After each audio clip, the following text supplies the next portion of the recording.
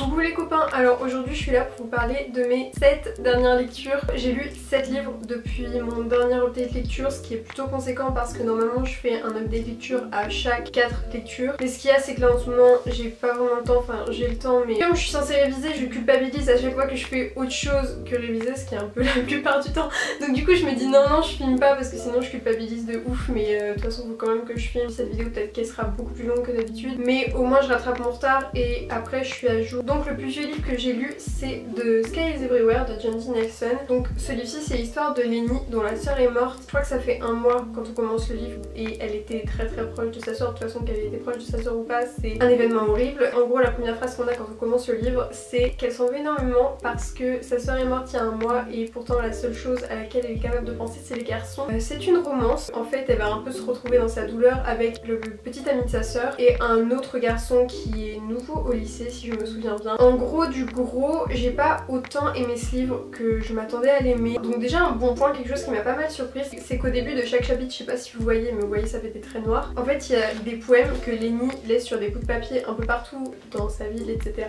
J'ai vraiment énormément aimé ces poèmes et j'ai trouvé que ça ajoutait vraiment beaucoup plus de sentiments et de quelque chose de touchant à l'histoire, alors que normalement je suis pas vraiment sensible à la poésie. Je me suis jamais vraiment mise à la poésie, parce qu'il faudrait que je m'y consacre plus et que je sais pas, mais pour le moment en tout cas de ce que je connais moi c'est que je suis vraiment pas quelqu'un de très sensible à la poésie. J'ai vraiment énormément aimé le côté poème de ce livre qui est pas en fait juste un recueil de poèmes. Là du coup c'est vraiment juste des petites touches et j'ai trouvé ça vraiment bien, genre vraiment j'ai beaucoup aimé, donc déjà ça c'est une bonne surprise. Je crois que le problème principal c'était surtout le personnage de Lenny auquel je me suis vraiment pas du tout accrochée. Elle me tapait vraiment énormément sur les nerfs. En fait le problème vraiment qui me saoulait le plus c'est qu'elle s'accablait en permanence, mais genre H24, mais pas sur la mort de sa soeur parce que sa soeur est morte, genre c'est normal qu'elle s'accable sur sa mort, enfin voilà. C'est qu'elle soit là genre tout le temps H24 à se plaindre, à dire oh mon dieu je suis vraiment qu'une grosse merde, oh mon dieu je suis nulle, oh mon dieu je mérite personne. Après c'est compliqué de dire ça parce qu'elle est du coup dans une période très difficile de sa vie, mais c'est vrai qu'elle m'a vraiment énormément saoulée sur ça. Elle faisait pas mal d'erreurs, elle faisait des trucs bon après qui peuvent être considérés comme horribles. Quand on a les circonstances, moi je trouvais pas ça complètement affreux, mais bon dans le livre c'est vu comme quelque chose d'absolument affreux, atroce, horrible. En fait il y a ce truc qu'elle est là en mode oh mon dieu je suis un monstre en permanence, je me déteste, c'est horrible ce que je fais, mais pourtant elle fait rien pour l'arrêter et même elle recommence et ça m'a trop saoulée. J'étais en mode mais alors si t'es un monstre arrête de le faire, mais genre bref. Au niveau de la romance c'est vrai que j'ai pas forcément ressenti les sentiments parce que en fait elle est tellement perdue Lenny que bah du coup j'ai pas trop eu la capacité de ressentir les sentiments entre les personnages, donc c'est pas plus une romance, c'est plus un coming of age, enfin coming of age deuil. Enfin là j'ai l'impression d'avoir dit que des horreurs dessus, mais c'était quand même une bonne lecture, ça transporte énormément de belles leçons sur la vie. Ah oui aussi j'ai noté par rapport à sa relation avec le copain de sa soeur, j'ai écrit toujours faut qu'ils s'embrassent, ça devient ridicule, dès qu'il se passe quelque chose, qu'elle apprend quelque chose, bim ils s'embrassent. Donc voilà c'est ce que j'ai écrit en fait, je crois que ça me saoulait parce que c'est vrai que c'était un peu ridicule, enfin c'était vraiment... ça devenait mélodramatique à des moments, mais d'un autre côté j'ai l'impression vraiment d'être une sorcière de dire ça parce que l'histoire est horrible, enfin elle traite du deuil de sa soeur, quelque chose que je pense que personne n'a envie de vivre. C'est juste que j'ai l'impression d'avoir pas été autant touchée par l'histoire que j'aurais voulu. Ça c'était quand même une bonne lecture, j'ai mis 3 étoiles, donc pour moi les 3 étoiles c'est bonne lecture. Ensuite une grosse déception, j'ai lu le tome 2 de Darkest Minds, donc écrit par Alexandra Bracken. Si vous étiez sur ma chaîne à ce moment là ou alors si vous avez vu cette vidéo, j'ai lu le tome 1 fin de l'été 2018 et ça avait été un énorme coup de cœur, j'avais vraiment adoré ce livre. Déjà en fait je pense que le truc qui m'a vraiment refroidi dès le début c'était qu'en fait je me souvenais pas bien du tome 1 mais en fait je m'en souvenais. Quand j'ai commencé le tome 2 ça m'a vraiment totalement perdue. J'ai commencé le tome 2 et je me suis dit oula c'est qui ces personnages, genre je me suis dit mais merde je me rappelle de rien quoi. Il y a certaines personnes sur Instagram qui après avoir mis une story sont venues m'en parler, Dieu merci, me rappeler des trucs, sauf que bah en fait je me rappelais de tout ça. C'était pas plus le problème en fait, c'est juste que vraiment tu commences, t'es avec que des personnages que t'as jamais vus, on t'en parle comme si voilà t'étais censé les connaître depuis le début du tome 1 et j'arrivais pas à me souvenir des prénoms, c'était horrible, j'étais complètement perdue, je savais pas du tout ce qui se passait. Donc déjà ça m'a plutôt refroidi en fait dès le début, je me suis pas lancée d'un bon pied dedans. J'ai eu beaucoup le sentiment que pendant tout le livre en fait c'était beaucoup d'action, mais genre que de l'action mais pour mener à rien. Mais en soi en fait ça te mène nulle part, enfin vraiment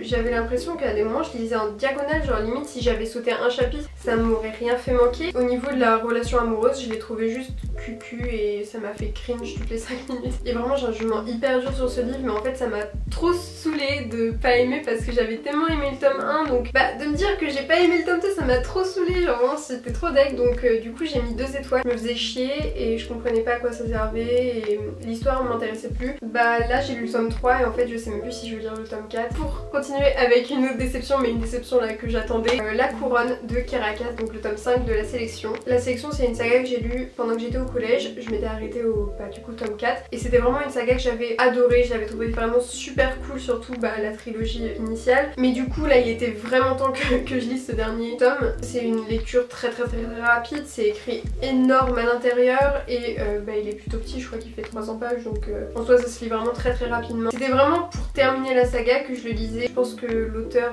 pensait la même chose quand elle l'a écrit. Là du coup tout du long c'était vraiment, il se passait rien. Au niveau de la romance, je pense que là l'auteur elle a dû se dire bah merde il faut absolument que j'en trouve un, et au niveau de genre 100 pages avant la fin, comme ça la personnage, je sais plus comment elle s'appelle, se dit ah tiens en fait je suis complètement amoureuse de lui, genre lui c'est l'amour de ma vie, en fait c'est lui depuis le début et tout, alors qu'elle a dû lui parler 3 fois.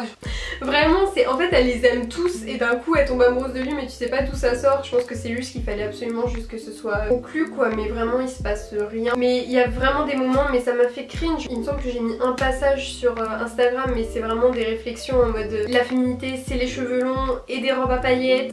C'est pas surkiffé, mais je m'y attendais un peu. Je savais bien que j'avais attendu trop longtemps avant de le lire. Je regrette de pas l'avoir lu en 3ème quoi, à l'époque où j'acceptais plus les livres comme ça. Je suis en train de niquer tous les livres là, mais normalement là on arrive sur des meilleurs avis. Mais du coup voilà, je suis désolée pour le tome 5 de la Caracas. On arrive sur un meilleur avis pour une fois. The Sun is also a Star de Nicolas Yoon. Donc j'ai adoré ce livre. Everything c'était ma toute première lecture en VO et j'avais surkiffé, clairement j'avais chialé ma race. Lui je l'ai lu parce que je l'avais dans ma pile à lire du coup depuis l'été 2017, depuis que j'avais lu Everything. Et comme il est sorti au cinéma là en mai aux États-Unis, je sais pas quand est-ce qu'il sort en France, mais je crois que de toute façon il passe pas dans ma ville. C'est l'histoire de Natasha et Daniel. Natasha elle est jamaïcaine et elle va être déportée en Jamaïque. Non on dit pas déportée parce que je parlais d'histoire à ma mère et j'arrêtais pas de lui dire déportée. Elle m'a dit non Léonie dis pas déportée parce que c'est pas du tout ça le mot. Elle va être envoyée dans son pays d'origine qui est la Jamaïque, alors que pour elle est américaine, mais ils sont sans papier. Et lui Daniel il est d'origine coréenne, il a des parents très stricts qui sont vraiment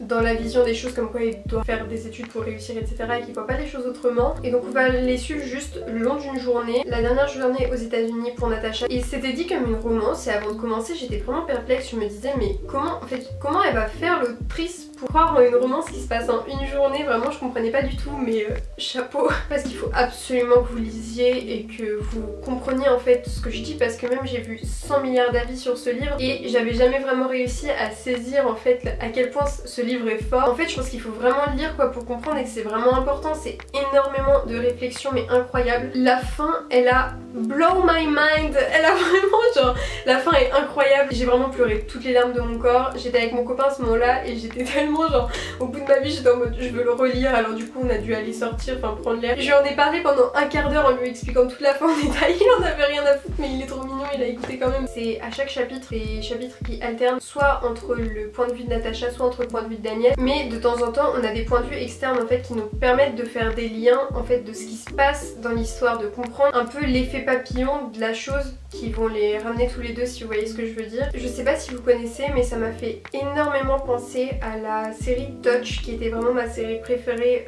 pendant très longtemps. En plus l'été arrive, c'est parfait à lire ça pour l'été. Si jamais vous voulez commencer la lecture VO, je vous conseille vraiment Nicolas Yoon parce qu'elle est vraiment énormément abordable. Là je vais vraiment essayer de passer vraiment beaucoup plus rapidement. J'ai lu le tome 3 de Darkest Minds. J'ai aussi été déçue, pas autant que le tome 2. Il me semble que là du coup j'ai dû mettre 3 étoiles, enfin je pense que c'est plus 2,5. En fait je crois que depuis le tome 2, comme j'ai été vraiment déçue du tome 2, je me suis détachée des personnages quoi. Je suis plus vraiment intéressée par l'histoire, ça m'a moins fait chier que le tome 2, je veux dire il y a des moments où j'étais plus dans l'histoire. Ruby, donc le personnage principal, me tape sur les nerfs. Je l'aime pas. Je suis désolée mais j'aime pas Ruby. Je veux pas dire que je l'aime pas, je veux dire je la déteste pas. Elle est pas méchante, elle est gentille. C'est vraiment genre le héros typique qui veut tout prendre en main, qui est censé être forte. Voilà, elle a 16 ans mais elle veut tout prendre en main. Elle a besoin de l'aide de personne. Mais au bout de 2 semaines elle craque, elle en peut plus. Elle est au bout de sa vie mais elle peut continuer parce que c'est une héroïne. Ça m'énerve, ça me saoule. En fait j'hésite Du coup elle vient le tome 4 parce que bah j'ai plus aucune affinité avec les personnages quoi. Et je suis déçue parce que j'avais tellement aimé le tome 1, j'avais tellement envie d'aimer la suite de la saga, et ça se trouve si je l'avais lu à un autre moment ou juste après le tome 1 j'aurais surkiffé et ça me fout les boules. Avant dernière lecture c'est le tome 2 donc de la saga The Elements de Brittany Sidgeri, et là du coup c'est The Fire. C'est des sagas d'histoire complètement indépendantes, et si j'ai bien compris en fait du tome 1 et du tome 2, et comme j'avais entendu parler du tome 3 sur la chaîne de Brunel, une saga de romance, de drame psychologique en gros. J'ai bien aimé, enfin genre j'ai pas surkiffé, ça s'est lu très rapidement. La plume de l'autrice est vraiment très addictive, et enfin c'était mignon mais pas vraiment parce que c'est horrible ce qui se passe dedans, genre vraiment c'est leur en fout toujours plus, mais enfin je sais pas, je suis un peu perplexe. C'est l'histoire d'un gars et une fille qui se rencontrent à peu près 16 ou 18 ans et qui sont meilleurs amis pendant 2 ans jusqu'à ce qu'ils tombent amoureux. Lui Logan il a une vie très compliquée. On suit des flashbacks de son enfance qui sont un peu horribles, il y a des moments t'as vraiment pas envie de les lire parce qu'il y a des scènes qui sont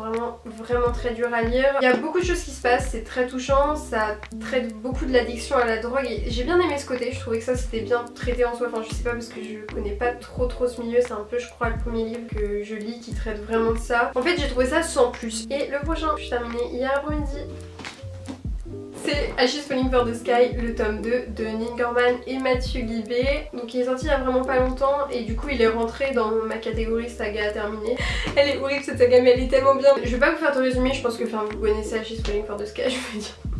Je pense que vous savez un peu de quoi ça parle quand même. J'ai eu vraiment l'impression de le dévorer et il y avait des moments, vraiment je sortais de chez moi, j'allais chez ma grand-mère et tout juste pour arrêter de le lire parce que j'arrivais pas à arrêter de le lire. J'ai vraiment trouvé ça hyper cool de mieux apprendre à connaître Zach dans celui-ci parce qu'on a des flashbacks et du coup j'ai vraiment trouvé ça vraiment super cool d'apprendre à connaître plus Zach. Il y a tellement d'histoires là-dedans que je pense que vraiment là la leçon de ce livre c'est mettez des capotes absolument, genre oubliez pas de mettre des capotes, protégez-vous les enfants c'est important parce que là c'est plein d'humour, genre les auteurs ont un humour incroyable même si c'est une histoire très dure en soi, vraiment des répliques qui sont super drôles. Après il y a un schéma un peu répétitif au niveau des événements, pas ça dommage, c'est juste que je me dis qu'on aurait pu trouver d'autres événements perturbateurs que ceux-ci. Je peux même pas donner de point négatif, le seul point négatif c'est que je déteste les fins comme ça, j'ai horreur des fins comme ça, c'est vraiment mon angoisse parce que vraiment ça me met mal et je comprends pas le but de l'histoire. Après je suis en mode mais non c'est nul. En soi la fin était quand même très bien faite, c'était très beau, je dis pas que la fin me gâche tout, c'est juste qu'en fait ça m'énerve, à la fin j'étais juste énervée, j'avais envie de brûler le livre, j'étais en mode tu te fous de ma gueule, pourquoi? J'ai trop aimé ce livre vraiment, enfin vraiment c'était incroyable. Et si vous aimez les romances pareil un peu drame psychologique pour le coup mais très bien faite, vraiment mais lancez-vous. Donc du coup voilà les copains, c'est tout pour cette vidéo, j'espère qu'elle vous aura un minimum plu. Sur ce je vous embrasse et je vous dis à la prochaine.